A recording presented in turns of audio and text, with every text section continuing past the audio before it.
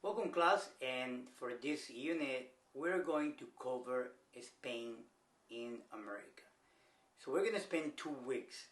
The first week is going to deal with the motivations of Europeans that they had to come across the Atlantic and see if they could discover, as they thought back then, there was a passage to trade with Asia. When Christopher Columbus landed or arrived to Bahamas, he honestly thought he was off the coast of Japan, but he was really off. But with the arrival of Christopher Columbus, then you have a flow of conquistadores coming into the Americas. We are going to only focus on those who had an impact in Mexico and the U.S. Southwest. From the discovery, I'm going to in quote, of Hernando de Soto in La Florida, to Cabeza de Vaca in Texas, to Vázquez de Coronado in Arizona, in New Mexico, and local history here, we have Cabrillo. We're going to learn how these Spanish conquistadores were rewarded with land, and this system was known as the encomienda system. We'll get more in detail about this slavery system that also destroyed most of the indigenous population in the Americas. We'll talk about Columbus' arrival, and that's going to be one of your discussions. Should we celebrate Christopher Columbus? Because a lot of people think that with the arrival of the Spaniards, that's the beginning of the massive genocide in the New World. We're also going to cover the church, the impact that the missions and these friars who came, they came with the truthful intentions of spread out Christianity, because what the Native Americans were worshiping, they did not really approve. And then so we have this whole campaign in the New World where the church at one point clashed with the state.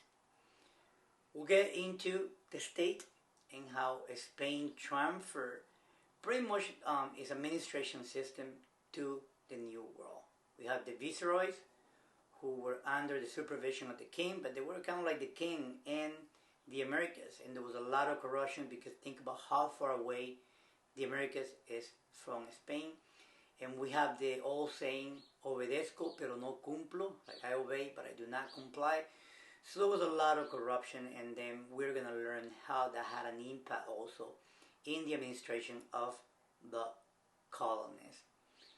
And finally, we're going to have society in the Americas, because this is the one that deals with the blending of all these cultures. We have the Spanish blending with the indigenous population, giving birth to a new ethnic group, and that's the mestizaje. And with that, we'll cover the image of La Malinche, because for many, she's kind of like Eva or Eve of this new breed with Hernando Cortés or Hernan Cortés. We'll also talk about the Virgin of Guadalupe, as she's the first brown virgin that finally is accepted by many indigenous, and she becomes the patron saint of the indigenous population of the Americas. And this is the lecture that you're going to have by Dr. Yanez, where she talks about women gender roles. We have 3 main feminine icons in the history of Mexico, and not only Mexico, throughout Latin America, and that's La Virgen, La Virgencita she calls it, La Virgen de Guadalupe, La Llorona. I know there was a film recently about La Llorona, and then the last one is La Malinche. And with this topic, we deal with the terms of hybridity, which is the merging or the blending of 2 cultures. Do we have that today? Yes, we do.